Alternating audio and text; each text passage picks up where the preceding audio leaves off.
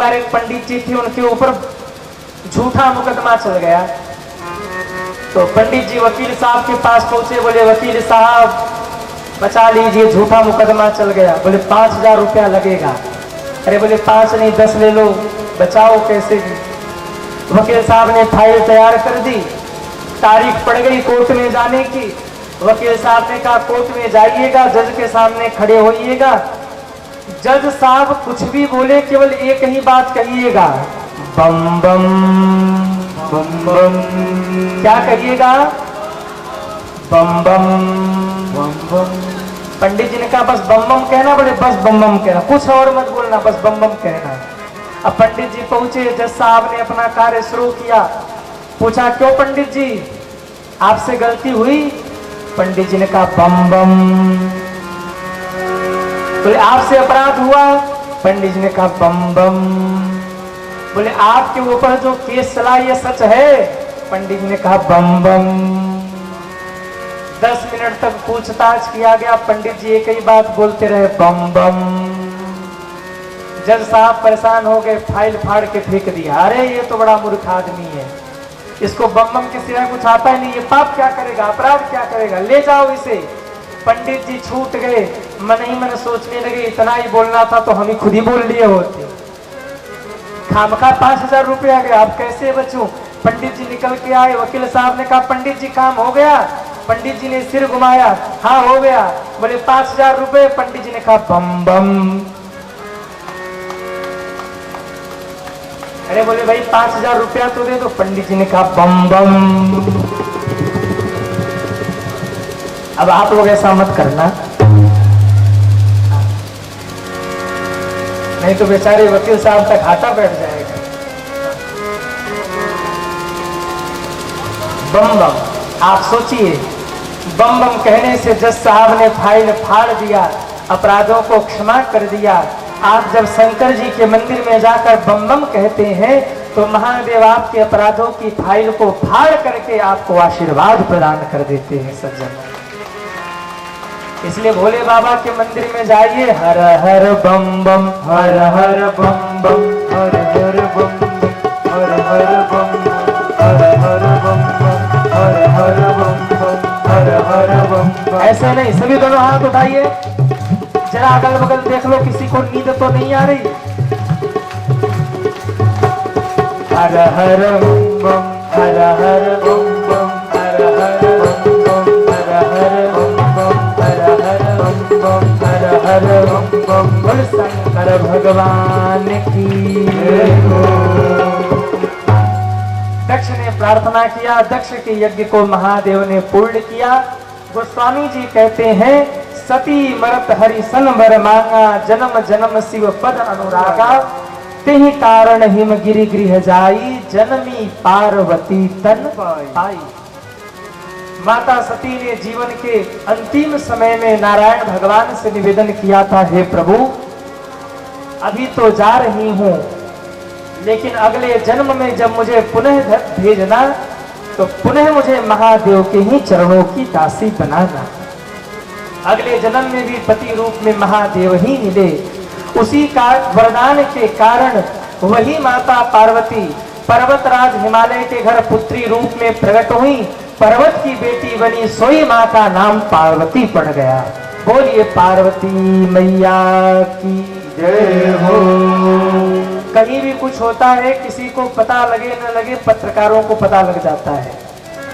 जब हिमालय राज के यहाँ उत्सव हुआ तो पत्रकार बंधुओं को पता लग गया। और देवताओं के पत्रकार कौन है? कौन है? नारद जी। यहाँ नारद जी ऐसे संत हैं जिस घर में रोज झगड़ा होता हो, अगर नारद जी के चरण पड़ जाए तो कभी झगड़ा नहीं होगा। और जिस घर में कभी झगड़ा नहीं होता, अगर नारद जी के चरण पड़ जाए तो रोज ही झगड़ा होगा सज्जन। नारद जी ऐसे अद्भुत संत हैं, और जिसके गले में एक बार नारद जी ने कंठी डाल दी और कान में मंत्र फूंक दिया, वैकुंठ का टिकट पक्का हो जाता है। हमने भी कुछ दिन पहले इसकी तपस्या की थी, और संयोग से जो वरदान तुमने मांगा है वही वरदान हमने भी मांगा था, और हमको भी इसने कहा ठीक है तथास्तु। जिसके सिर पे तुम हाथ रखोगे वही जलकर भस्म हो जाएगा। और भस्मासुर देखो, तब से आज तक मैंने अपने सिर पर खूब हाथ रखा, मुझे तो कुछ नहीं हुआ। तू भी अपने सिर पे हाथ रख, कुछ नहीं होगा। भस्मासुर ने कहा, महाराज हमको पागल समझ रखा है क्या? अपने सिर पे हाथ रखूं और जल के भस्म हो जाऊं तो? बोले हम गारंटी देते हैं नहीं जलेगा, सब झूठा है। ये तो कह देता है ऐसे ही, तथास्तु होता जाता कुछ नहीं। भस्मासुर ने कहा, महाराज अगर जल के भस्म हो गया तो आपका सर्टिफिकेट और गारंटी कार्ड लेके कहां घूमता रहूंगा, हमसे नहीं होगा ये सब। भगवान विष्णु ने कहा, सुनो भस्मासुर, एकाएक मत रखो हाथ, थोड़ा ऊपर रखना है। थोड़ी जलन हो, थोड़ी गर्मी हो तो फटाक से हाथ हटा लेना, और गर्मी ना हो तो समझ लेना कि सब झूठा है। भस्मासुर ने कहा, हाँ ये बात ठीक है। थोड़ा ऊपर उसने हाथ किया। भगवान विष्णु ने कहा, कुछ हो रहा? बोले कुछ नहीं हो रहा। भगवान विष्णु ने कहा, सब झूठा, थोड़ा और हाथ नीचे करो। थोड़ा और हाथ नीचे किया। भगवान विष्णु ने कहा, कुछ तपन सा लग रहा, गर्मी हो रही? बोले कुछ नहीं। भगवान विष्णु ने कहा, सब झूठा है, हाथ रख के देखो, कुछ नहीं होगा। आ गया बातों में, और जैसे ही हाथ रखा भस्मासुर जलकर भस्म हो गया। भगवान विष्णु के चरणों में भगवान शंकर दौड़ कर गिरे, हे प्रभु अब की खाई तो खाई, आगे खाई सो राम दुहाई। आपने तो बचा लिया, पर आगे से तथास्तु नहीं कहूंगा।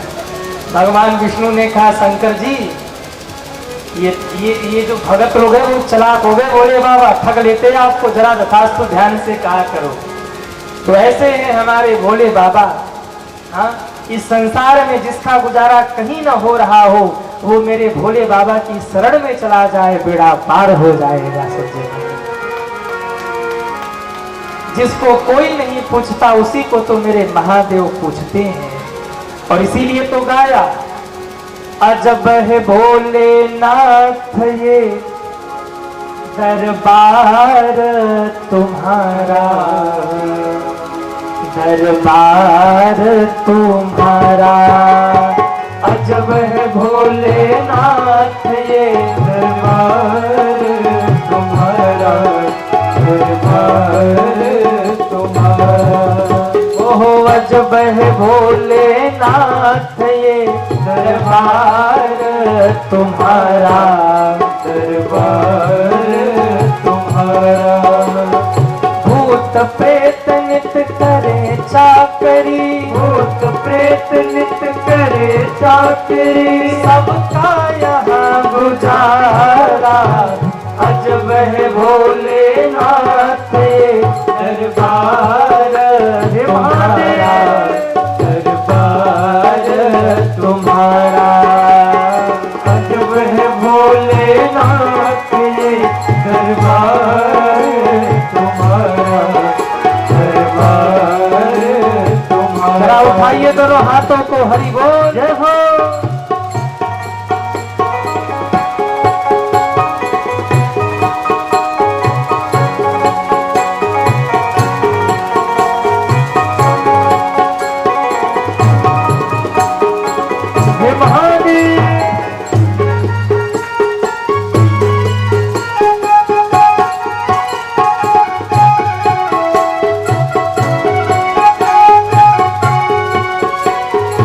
बाघ बैल को हर दम एक जगह पर राखे, बाघ बैल को हर दम एक जगह पर राखे।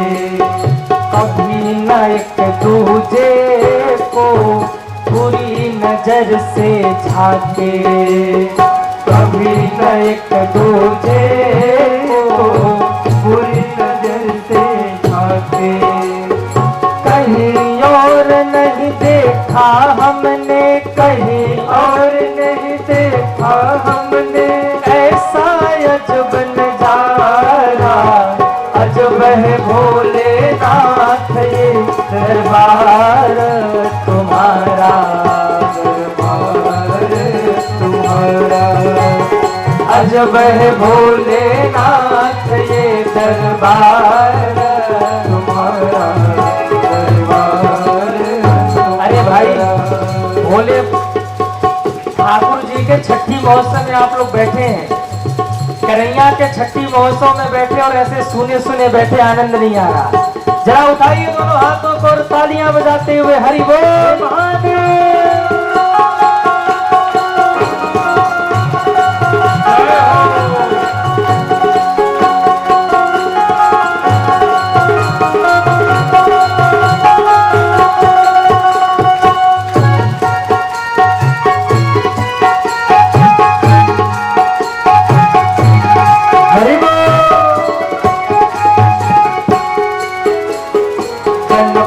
राखे चूहा कभी सर्प नहीं छुआ, गणपति राखे चूहा कभी सर्प नहीं छुआ। भोले सर्प लपटाए कार्तिक मोर नचाए, भोले सर्प लपटाए कार्तिक मोर नचाए। आज का कानून नहीं है ये तेरा, आज का कानून नहीं है तेरा, अनुशासित है सारा। अजब है भोलेनाथ दरबार तुम्हारा, दरबार तुम्हारा। ओ अजब है भोलेनाथ ये दरबार तुम्हारा,